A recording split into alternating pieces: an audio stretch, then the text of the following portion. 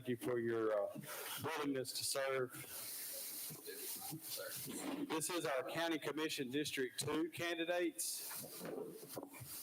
Stoney Jackson, Terry Jones, David Womble, and Thomas Dennison. Gentlemen, we will start with your introductions. We'll start with Stoney. As soon as I get sit down, Stoney, I'll point at you and you can take off. All right.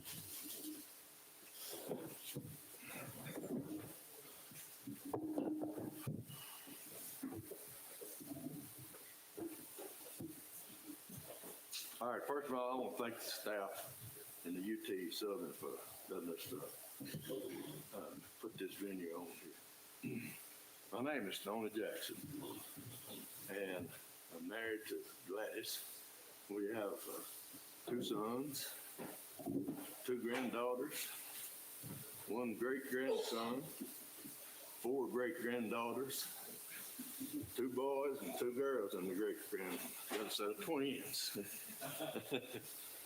I've been on the commission for 24 years and 6 months. I lived in Minor Hill all my life. And I'm proud to be and have served on the county commission all these years. I've served on most every committee that and chaired most all of them too. And I have a good relationship working with the county executive and all the officers in the county. I know how county government works, and it is not like what a lot of people think. I've attended numerous classes with the CTAS, try to learn the knowledge that I've learned here as being a commissioner for these 24 and a half years. Thank you. Mr. Jones. I'd like to start out. I'm Terry Jones. I'm running for, I'm the Republican nominee for the 2nd District Commission seat. I've never been a commissioner before. I'm a Christian conservative. The reason I bring that out, I've never been a commissioner, so you can't go by my voting record. I don't have a voting record per se to look at. Like Stoney. Stoney's been there for a long time. We can go back. And David Womble's been there for a while. We can go back and look at his. I've got to let you know where I lean toward. That's the reason for being the Republican nominee. Married, got 4 to Tina. We've got 4 kids together. We've got 3 granddaughters. I'm born and raised right here in Giles County. Love the place. Love to be your commissioner. Thank you. Mr. Womble. I'm David Womble. I'm the incumbent Republican District 2 representative. Been married to Malia for 24 years. We have 2 beautiful daughters. I've been on the county commission for almost 4 years now, my first term. The previous 4 years, I served as the District 2 representative to the school board. And I'm going to touch on something law enforcement did earlier. There's 2 things that stand out as my service on the school board is positive movement in Giles County. First was to give Chromebooks or small laptop computers to every student in this county, whether their parents or grandparents could afford it. Every child in our school system now has a laptop, and I'm very proud to be part of that. Second thing, and like I said, I'm back on my school board service, was putting SROs in all 8 of our schools. Our school board and our county commission was able to work together to do that, and protecting our children, I can't think of anything more important, period. But other than that, the relationships that the SROs build with these children. Children sometimes learn at home that the police aren't good people. And, with an SRO in the school that interacts with those children every day, they learn differently. I've been on the commission for 4 years, and I didn't run for this seat simply to sit in it. Since joining the commission, I've been on the ambulance committee for 4 years. I've been the chairman for 3. I've been the chairman of the insurance committee for the last 2 years. I've been the vice chairman of the budget committee for the last 2 years. I've been a past chair of the public service committee, and probably another 1 or 2. But I'm asking for District 2 to help me vote for me and let me continue serving you. Mr. Dennison. Good evening. You can identify me as the candidate with the accent. And you may be saying, well, what accent is that? And I was told some time ago by a learned lady of the county, and she says, well, that must be the accent of a Yankee. And I said, well, my dear, with all due respect, you're wrong. And she said, oh, am I? I said, yes, I'm not a Yankee. I'm a damn Yankee. Because the difference was a Yankee comes to visit and a damn Yankee doesn't know when to go home. So in 2007, we made this our home. And this is where I had my firstborn son. And once you have your firstborn son who's a volunteer, you're a Tennessean forever. And when you lay to rest your firstborn child in the soil of Tennessee, you're staying forever. And I need to tell you that not out of sympathy, but in sincerity and thanks to this county. 2 years ago, we suffered a loss of my firstborn child. Her name was Ashley Rose, and she loved this county. And the farmers and everyone said, you land that chopper in my field, I don't care what's planted there because we're getting your baby to safety, and they did. And I have to say thank you, and why I'm running is to say thank you in whatever way I can to you, my neighbors and friends. Thank you. Thank you, gentlemen. We'll get started tonight, and we'll jump right into a financial issue. Paying to keep county employees, including teachers in Giles County, is obviously an ongoing problem. How do you propose the county commission balance fiscal responsibility with the need to increase pay for county employees, particularly teachers, to retain our professional employees? We'll start with Mr. Jackson. And find that one of the most important things is through the Department of Education. Of course, we have a maintenance of effort, and we have to fund that maintenance of effort. We ain't got any choice. But we can also, with this sales tax business, it's been talked about every night here. It's something that would really go a long way with teachers' pay increases. And we've also got a problem, like the Cal was talking about, recruiting teachers. It's hard. And we raised their maintenance effort this year $500,000 to give them a pay increase, and that's just barely getting them above what the governor has set for the salary of the teachers here. So we're not above the level, but we're not below the level anymore. We're trying to get above that level, and if we can get this 0.25% sales tax increase, we can increase that maintenance service some more.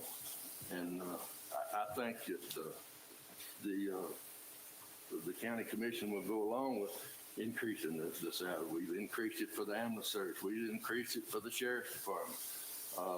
We're trying our best with what dollars we have. We just have so much. And to get more money in the coffer, you've got to have some other revenue coming in. And that sales tax is one of the revenues that we could use. So that was my take on what needs to be done with it. Mr. Jones. I want to talk about something that said last night, and I hope I don't step on anybody's toes. Last night, someone said what we need to do is we need to get some good teachers here in Giles County and then try to keep them. I want to say we do have good teachers here in Giles County, and we do need to find a way to keep them. And this sales tax revenue that Stoney mentioned, if we read it, we'd like to say it's a no-brainer. That would be something that we would guarantee money to the teachers. All of us in this room are blessed. I'm assuming there's nobody in this room hoping not on the poverty line. I personally will vote for this. I'll tell you where I stand at all. But I do know when you go talking about raising taxes, I do know in the real world, There's single mamas out there with 2 little kids that they're already on the generic macaroni and cheese. They're looking for just any way to make it. The light bills are up, $5 gas. I could just go on and on about that. So let's not be too quick to judge people that's not going to vote for it. At this time, with 40-year high on everything's. Let's not be too quick to judge these people that are saying, look, I can't afford anything else. I know people like that. I feel sorry for these people like that. And I'm not going to go to these people and say, hey, look, but if you just let us raise it, and I know it's just a quarter on $100. No one in here thinks that's much. I personally don't think it's, I wish I could pay everybody's quarter, but I can't. We're already paying it in the city. I know that. I've studied this. I think it's a great thing. And we do need to pay our teachers. Let me try to run through this real quick. And the maintenance of effort. That's a good thing. What maintenance effort actually means is whatever we give you this year, we've got to give you again next year. All right, I agree with that. But when somebody turns in their budget and they said, look, I need $500,000 to run my next year. All right, if they've turned that in for the last 3 or 4 years and it's $500,000, let's leave it. That means they're doing a good job at keeping their budget. Let's not sit here and say, I want to raise you up another $100,000 for that. Pat yourself on the back for giving them that extra $100,000. And then you want to look at this teacher and say, I'm sorry, maybe next year. No, we can't do that. We can't continue to do that. Teachers are one of the heroes. We need to be paying our teachers, our cops, our firemen, EMTs, everybody. Thank you. Thank you. Mr. Wobble? I'm proud to say that since I've been on commission, we've raised the maintenance of effort. And the maintenance of effort is the amount of money the county funds to the school system. When we say maintenance of effort, that's what that means. We've been able to raise it twice in the last 3 years. And that's huge because there was a long period of years before that where it was not raised. But we do face some of the same struggles in every department. As Sheriff Helton mentioned, staffing of the jail and the sheriff cars. Also, the ambulance department has struggled with staffing. They've been under a tremendous strain the last 2 years with COVID. They've been worked to death. And one thing we've done with our EMS, our ambulance department, is we've changed their schedule. We've changed to a 24 on, 72 off, which there's only one other county in the state of Tennessee that has that type of schedule, because we can't offer more money than Murray County. So we're working to offer something else, a better schedule, a better way of life with that schedule, thinking outside the box. That was brought to us by Melissa Green to the ambulance committee. We chose that path to run with, and I'm proud of it because we're offering now something in Giles County that nobody else has. Everybody can, outpay us sometimes, but we're trying our best to keep the MS staff up so we can serve all of Giles County. Did I cover the question? Yeah. Mr. Dennison. No new taxes. We are taxed enough already. Taxing the existing people will not generate what you want to have done. You need to think outside the box. Democrats, rhino Republicans always go to raise your taxes and that's going to solve the problem. No.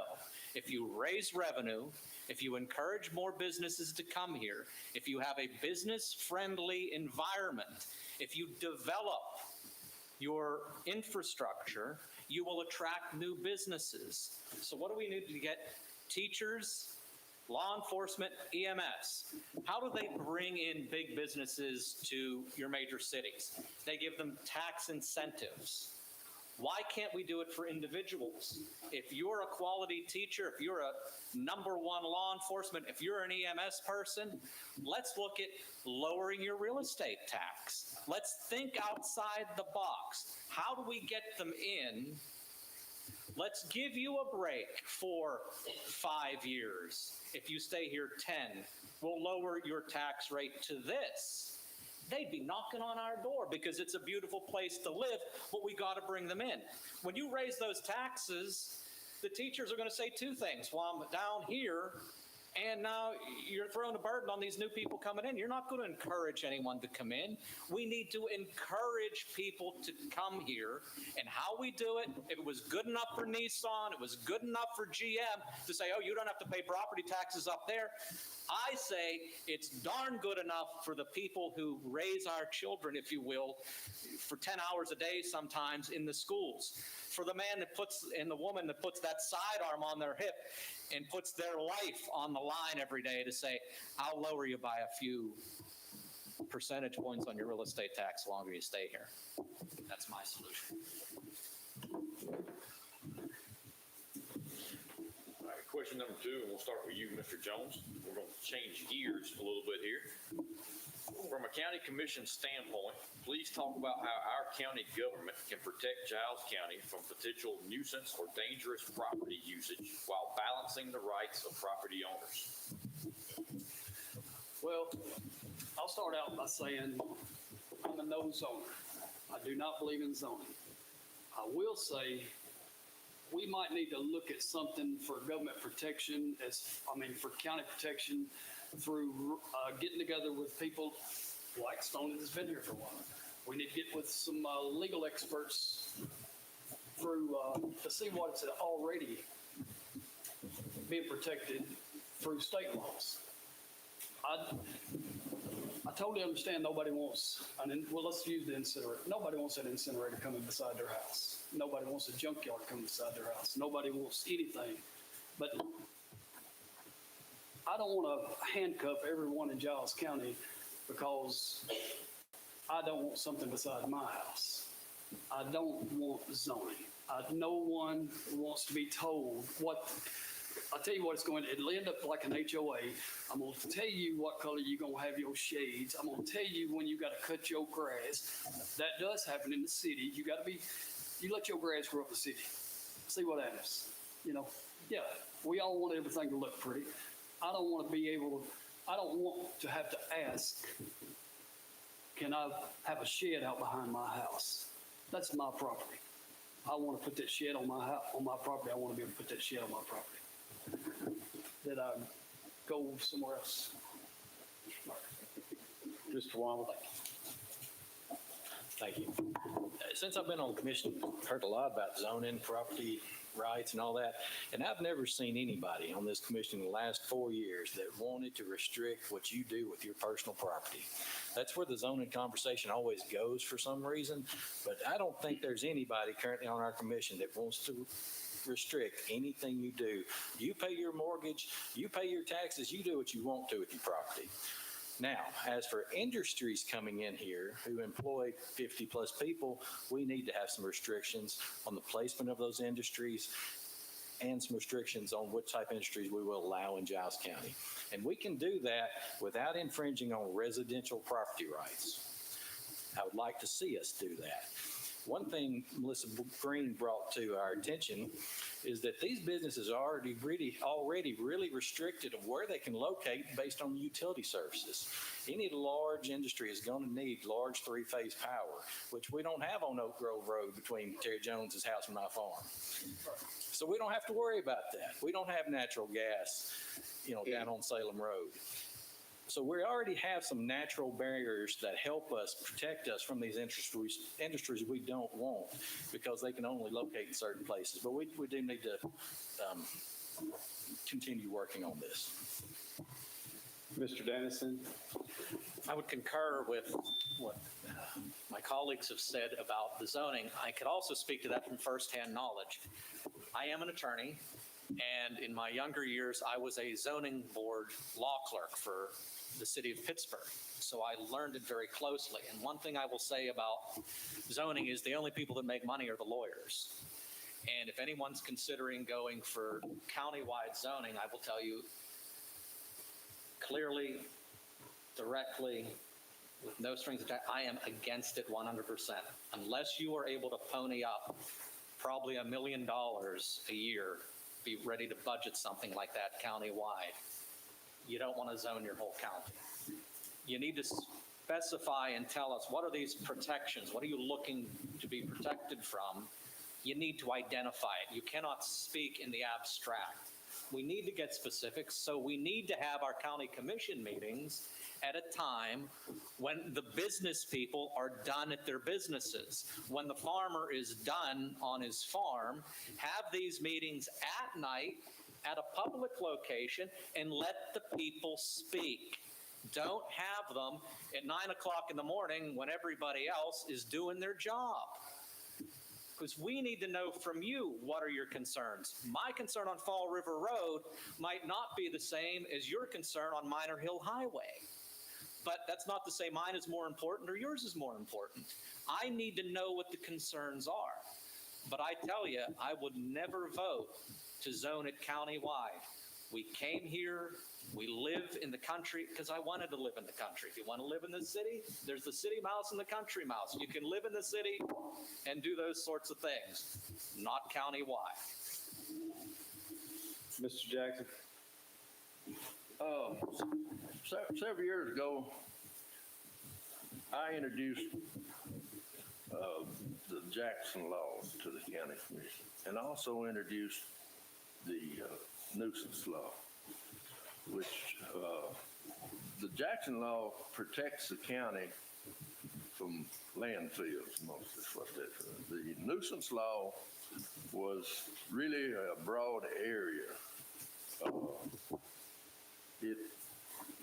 Well, what's a nuisance to me is not a nuisance to somebody else. A dog barking down that may not be a nuisance to me, but it may be to somebody else. So we rescinded that nuisance law this term, and was it a good idea? Maybe, maybe not. But we've had a lot of foolish complaints, I guess, with it that didn't really make good sense. And who was going to enforce it? That was our next question about. Well, you got to have somebody to enforce those kind of laws. And it's some other laws in the state of Tennessee that protects counties other than having zoning. And I'm another one. The people in my district, that's been one of their hottest subjects. They don't want nobody telling them what to do with their property, and I don't blame them. I don't want somebody telling me what I can do and what I can't do, because I pay the taxes, and I should be able to do with my property what I want to. And that's been my feeling all along. And maybe we protect these other businesses that are coming in here. They like David said, you know, we got to have the infrastructure for them.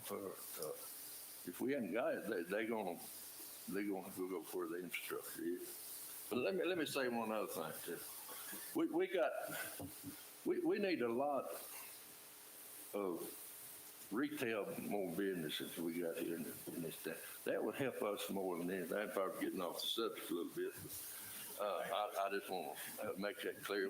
We need to get out and groom some of these business people to encourage retail people to come in here. May I respond to Sure, go ahead. Stoney? Yes. I would say that we don't need as much more retail. We need quality businesses that pay our citizens and our young people a living wage that they can afford to stay here in Giles County. You're not going to stay here if you're just making $7.25 an hour. We need to encourage the big companies to come in here with the proper incentives so we keep our children here and keep our brain, and we don't have a brain drain. It's not just the Walmarts and the little retailers. It's the big guys that we can come in. They can give us some money, help educate the children, keep our families here. Anybody else want to add anything to that? Okay. I want to follow up with the land use discussion. Mr. Womble, you did say they're natural barriers, so those nuisance are probably not going to be a problem. The big industries, the landfills, there's things that cover that. But take this scenario. Farmer Brown has 10 acres. He divides it into 1 acre lots, builds houses with a road cut down the middle, 5 houses on each side, sells the lots, builds the houses, and Farmer Brown is gone to Florida. And now, Mr. Jones is living at the bottom of this hill, and the drainage is washing down those hills and washing his drive and washing his yard out. And now that developer is gone and left that. Should we not have some kind of oversight for development that would police this? And we'll start with Mr. Wamp. Mr. Wong. I'd like to say that I did ask for softball questions. Y'all set yourself up for this one. Luckily, we have those restrictions in this county. It is not zoning, but we do have a commercial, well, what would you call it, subdivision development guidelines that we go by. We have a regional planning board. The drainage and roads all have to be approved by our county commission and approved by our county road superintendent to the county commission before we accept those roads. Those roads have to be built to county specs. So what you've just described is progress that we need. We need more housing, and we do have the proper guidelines in order to handle that. Mr. Tennyson. I would agree with Mr. Wamble. You have those things, and the scenario is not quite accurate. It would be an action of trespass, arguably a common law trespass, where something from one person's land comes onto your land. Well, that's what I was going to say. I didn't think that was. That goes back to old England.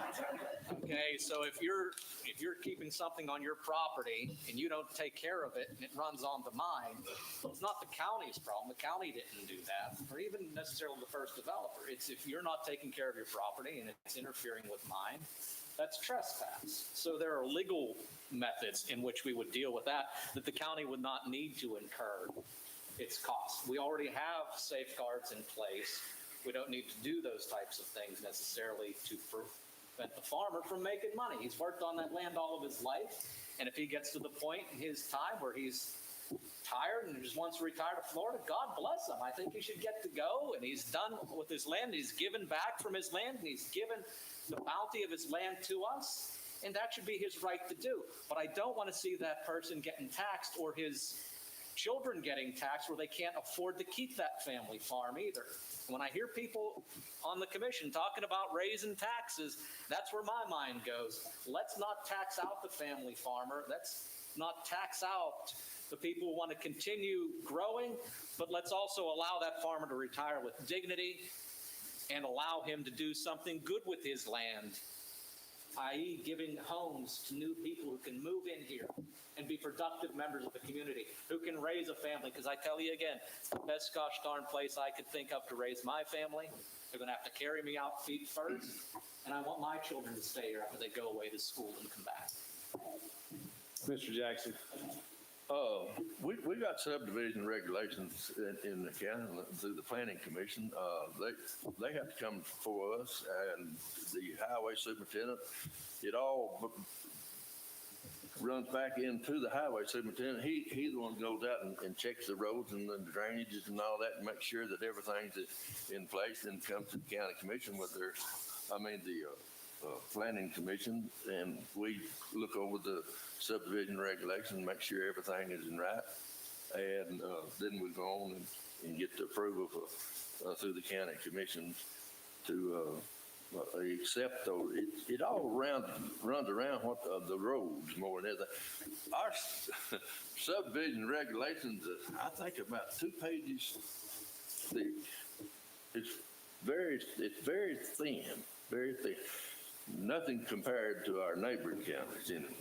But have we got everything in place? I think we have. Maybe we haven't had any trouble lately with that I know of. It used to that they'd have up in the north end of the county, they had some problem with drainage and in the floodplain up there with it. But so far, since I've been on the planning commission, everything's went pretty smooth with it. And here's the chairman sitting right here with us. He's done a good job with it. Me and him had a disagreement too. But anyway, and I'm just touching on what David and my colleagues right over here said. I agree with you 100%. Housing that's, you know, Giles County has, to me, has got, we either got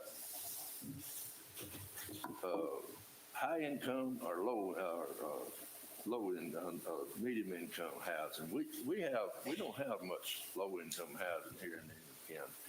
And, you know, and I don't know how you go about doing it, because developers is maybe just not don't want to do it. But I have seen a real influx in development here in Giles County. They've done a real good job with it, and the growth is coming, and that's going to help our tax base. You got to grow your tax base. So. Mr. Jones? You can add a whole lot to that. We are blessed in this county to have a road commissioner like Barry Hyde. He goes out on these subdivisions, he inspects everything, he checks the roads, he checks the drains, he checks the levels, he checks all that stuff. Like they said, they put together, all the subdivision package, and I don't know that we've had any problems like that recently at all. But I also know Mr. Jones, and he might still like to go to Florida also. I don't know.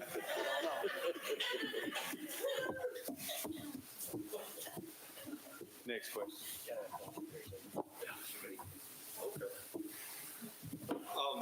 By the way, this is going to probably be our last question, and then we'll get to the wrap up. Okay. I did a quick Google search this morning of traffic counts on I-65, and we have about 18,460 vehicles per day go I-65 north and south through Giles County. What are some thoughts and ideas on developing our exit to tap into that revenue stream? You realize if we got 5% of that traffic off one of our exits in our county to spend $50, that's $1.6 million a year at our current tax rate coming into the county. How can we tap into that revenue stream and expand our tax base with non-residents? And we'll be to Mr. Dennison. We are at the crossroads of Tennessee. Tennessee starts here. Tennessee begins in Giles County or can end in Giles County. I say it begins here. We're at the crossroads between Memphis and Chattanooga, Chicago and the Gulf Coast. The first place they hit Tennessee is our exits. We need to, though, have, again, our public commission meetings at a time when everyone can be there. And I need to have and find out who are those property owners around the exits. Let's go to them first. Let's see what they're interested in doing with the property, because I'm certainly not going to take any man's farm from him. But there is development. They need to be part of it, because you can't develop if someone doesn't want to give you the land. But we need to have a partnership of those people who own that land. Let's hear their voice. But we need to develop it. Then we get the list of the companies. We know who we need to be. Bring in your Cracker Barrels and the oil companies that have the Circle K's, and your major truck stop places and things of that nature. Go out to them, call them in, bring them in. Talk to Nissan, talk to Mercedes, talk to the big auto companies. Have a major meeting. We can do this. Look at these facilities we have here. We can do it. If you can do it for us, by gosh, we can do it anywhere. We have the resources also now from UT Southern. They have connections. We have connections with Vanderbilt. Let's make this county what it should be, but we have to be willing to go and talk to people and say, please, can you come on in? We talk to those groups, we get together with those groups, and then we develop that and market it beyond just our little district. Mr. Jackson. One of the big problems that we have with the exits is infrastructure. We've got very little infrastructure on these projects, and you've got to have some infrastructure. Of course, the exit 14 is one of the big, about the property that you were talking about. The people, it's about 50 people in that family that owns that property out there. We done went through this once to get the property out there for for the wastewater system. And it's not no whole lot of property available now on down south and to Oddmore down there. It's good property down there, but we still have to have the infrastructure. We ain't got that infrastructure, and how you gonna go about it? You got to put in some coin somewhere to get that infrastructure in there. I'd like to see natural gas all in Giles County. With, of course, Pulaski is one that oversees the natural gas and where it goes in there. But we've already got a lot of this in place here. We just need the infrastructure to go with it. Mr. Jones? Well, one of the short-term things we could do quickly is pass this sales tax resolution thing, referendum thing, that would, everybody that stops and gets their gas and little meals and whatever, their tax would come into our county. That's short-term. Long-term, most factories want to be within 20 minutes of a major interstate. We have our industrial parks here. We got 2 of them right here, right close into Pulaski, right here in the county. We could really develop those and leave our interstates, our exits out there. That would make great places for Cracker Barrels and all kind of restaurants, and maybe even some factories for maybe 100 people or less out there. It ain't like we got to go out there and get everything ready for a 1,000 person. But it'd be good if we could do that. But then, like Stone said, it's going to cost some pennies to do that. So we really need to get a planning commission together to really talk about what do we need to do on that. I know we have ADC directors working on it right now, and hey, we're thankful for that. And I hope we can get, like Tom said, if we can go and recruit some of these companies, some of these businesses, some of these restaurants, get them in here, start somewhere, get something going, have a plan. If you can either, a failure to plan is a plan to fail. You got to do something. You got to have a plan. You got to have a long-term plan. You got to do something. Scott, I'm trying to look at you because she keeps giving me that sign. I'll wrap it up with that. Mr. Womble? I love the idea of taxing non-Giles Countyans and spending their money in our county. Yes. Period. But the county commission does not open Cracker Barrels. We do not, build truck stops. What we have to do as your county representatives, your county government, is to create an atmosphere that is conducive to bring these people to us. And as a county commissioner, I will always be in favor of creating a positive business climate. And I greatly hope we can see more interstate exit expansion. We need private business, and when that private business comes to us, we need to do everything we can to get them to locate with us. Rebuttal. Yes. Response. It was said that you approached, there were 50 landowners, you approached them about a wastewater treatment plant or something down there. Well, I don't know why we would want to use any of those exits for a wastewater site. Those are prime real estate places. You would want them for business development. And if you're saying about how do we get the infrastructure, it's very simple. You ask Pilot, you ask the major restaurant chains, you ask the auto companies, you ask the industry, and you give them a tax incentive to come here. If you come, if you put in the infrastructure, we will give you a reduction in your property taxes by a certain percentage, so long as you stay for a certain amount of time. You don't raise the taxes on the people that have lived and died and sweat and poured everything into this county. You think outside the box. You don't always have to raise a tax to pay a price. You can bring them in if you think outside the box. Anybody else like to add anything? Yes, sir.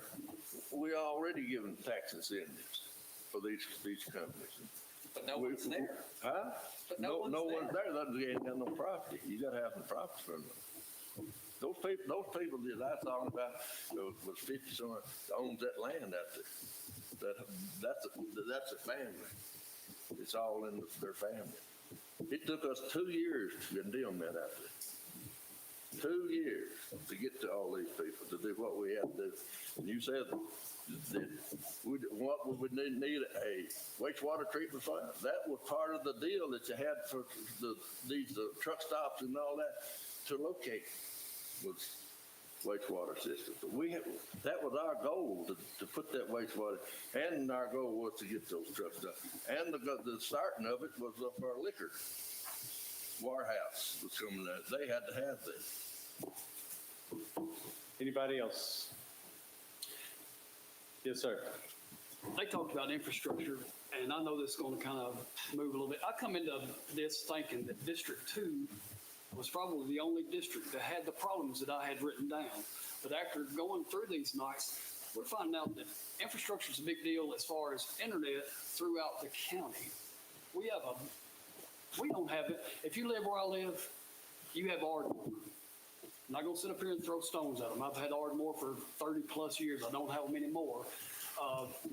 We need to really, really get more than one option for internet providers. There's also another problem. I'm going to just speak lightly on it. A lot of people don't know, and John brought it out also. I've talked to some buddies of mine that live down around Minor Hill and Peach and all down in there. We go with one cop nowadays, most time patrolling. If you go a lot of places in this county, you do not have radio service. You don't have, these cops are already having a dangerous job anyway. If I were them, I would not go to Peach Beach, Little Texas, none of the places. They don't have radio or telephone service. We got a lot we need to work on. Anybody else want to add anything up to that question? Yeah, look, I get another. I think the show off. We're going, if you want to add it in, we'll add 30 seconds to each one of y'all's introduction, wrap-ups, and you can just weigh in at that point. Is that okay? That'll work. All right, so a minute and a half to each one of you guys to wrap up, and we'll start with Mr. Jackson. Go right ahead. Well, I'm like I say, I'm here to try to put some of my knowledge in the people that don't know. No, but some of the things that we talked about here through our county executive, Melissa Green we have stepped up to the plate. We've had some strategic planning meetings. They say we didn't have no strategic planning. We've had a couple of those strategic plans. Then COVID come along, and that put a halt to most everything. And I envy her for what she did in this county, because it was a whole lot dumped onto her. I mean, a whole lot. So, but we are in the process of putting up some tires and fixing this for the get some services out in the county from over there, and hopefully that'll happen here real soon. But I'm not letting talk that much. Hey, turn that back around and start new. I'm here to ask you for another 4 years. And like I say, I've been here long. Maybe I'm too old. I don't know, but I've enjoyed. That's been the biggest part of my life, the county commission. I've really enjoyed doing it. I've studied it. I've went to all kind of classes, try to do the best job I can. And I've listened to my people in my district. I listen to the people in Giles County too. It's just we are Giles County commissioners. We're just not second district. We try to do our best and and keep our tax rate at the lowest level we possibly can. But ladies and gentlemen, inflation is eating us alive. Sometimes you have to make some hard decisions on the county commission. And since I've been there's been two tax increases. I voted for one, but one of them I didn't vote for. But we didn't have no other choice. We got over $1 million taken away from us. We had to do that. 5 more seconds. No, that's it. I'm going to get to the last word. I appreciate everybody here, and it came here tonight, and all of my colleagues here. I appreciate y'all. I think the county commission is doing an outstanding job. So. All right, I'm gonna go ahead and amend it to 2 minutes for each one of you, so. Sorry, I'm sorry. That's okay, Stoney, don't feel bad. Go ahead, Mr. Jones. I'm here tonight asking for your vote also. I've known Stoney for a while. I don't know if I've seen him very many times without his hat. I respect Stoney. I love his hat. If you know it, you know what I mean. I'm asking for your vote. And I appreciate all my colleagues. I've learned a lot with these people. I've learned a lot with the people that we have meetings with. It was said a few nights ago that you may not want to vote. Let me say this without stepping on some toes. It was sort of said, and I'm going to paraphrase, don't vote for this guy here because he's not from here. He don't speak like we do. He don't talk like we do. He's got an accent. I'm going to say this. I want your vote, but we're a diverse, we thrive on diversity here in Giles County. Giles County is a diverse group. I would never tell you, I want you to listen to Tom. We don't look alike. You're not from here. You weren't born here. People talk about you need to get your homegrown people. You know, you can have your diversity as long as you keep it over there. That's not what we're about. No, we don't do that. If you feel like voting for Tom, vote for him. I urge you to vote for him. I like Tom. I like everybody. I want your vote. So, yeah, I urge you not to vote for him, but I want your vote. But we need to think, we're blessed, and we need to thank God. By His grace and mercy, we are still the United States of America and not the divided States of America. If I win or lose, I'm still going to shake this man's hand, whatever we got to do. I'm going to try to help him no matter which way this turns out. I want to be there. I want to be for Giles County, not for Terry Jones to win this. I want to be for everybody. Thank you. Mr. Womble? So I have 6 minutes. No. I thought he was gonna push you to 2.5 there, but he didn't. I'm David Womble. I would like to continue serving District 2 in all of Giles County, so I'm here to ask you for your vote. I'm going to spend the rest of my time on the sales tax. I used to agree with I'll never vote a tax on myself until this year. This 0.25% sales tax increase can mean between $480,000 and $1 million. I've heard so many different estimates to our school system. And what it means to me is when I go to Winter's Circle and buy breakfast or a Sundrop and a Snickers and I spend $3.94, it's now going to cost me $3.95. This is 1 penny on the $4 you spend.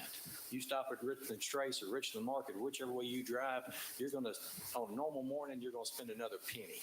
But we're also going to get another penny out of everybody that stops at any interstate exit and everybody that just shops at the dollar stores. And that 1 penny on $4 is going to turn into $400,000 worth of raises for our teachers. That's all I got to say about that. Now, I will say, Melissa Green and her office have spent hundreds and hundreds of hours bringing in these COVID tax relief dollars for our county. Terry talked earlier about the police service radios. We're working on a project with that money to bring in a digital system where we'll have service throughout the whole county. We've purchased the Swans building and turned it into our EMS headquarters. Those millions of dollars that are coming to Giles County through these COVID funds, the federal government doesn't just give them to you. They don't just mail you the check. You have to go after it, and you have to do cross every T, dot every I, and our current county executive has done that. And I appreciate her service, and I would appreciate your vote. Thank you. Thank you, Mr. Dennison. I'd like to thank everyone who is here today and listening and giving us your time. It's kind of you to come and show that you're interested in your county. As I said at the beginning, I would like to have your vote. I'm a conservative Republican. I'm asking for your vote humbly so that I can somehow give back. I'm an attorney, don't hold it against me, but I believe that there's some things that I have learned that could help and that I could help contribute to the way laws are made and ordinances and things of that nature are done. But I also look at things practically. I would want to do a line item inspection of our budget first before we jump to this conclusion of raising your taxes. When you're paying almost $6 a gallon for diesel, every penny counts. That's the way I look at things. I don't want to raise taxes. I don't believe in zoning the county. I believe we have to stop this real estate tax increase boondoggle that they only gave us 4 days to appeal our real estate tax assessments that raised some people's real estate tax assessments by 100% or more. That was inexcusable what's been done to us on our real estate tax assessments. There was no information on how you could appeal your real estate tax assessments. Even as an attorney, I couldn't read the papers. It was wrong, and I think it has to be looked at again. I don't care what Murray's doing. I don't care what Davidson's doing. I care what's happening here. I know every farmer I ever spoke to, the government didn't give them any money. County didn't give them any money when they needed it. They worked and they ran their household and their family and their farm so that they could get through it. They didn't look to say, someone give me money out of the blue. So let's think and run our county the way you ran your farms. Give tax incentives to bring people in. And if we do that, we can have a even more successful county. Thank you, guys. Is that it? That's it. Woo.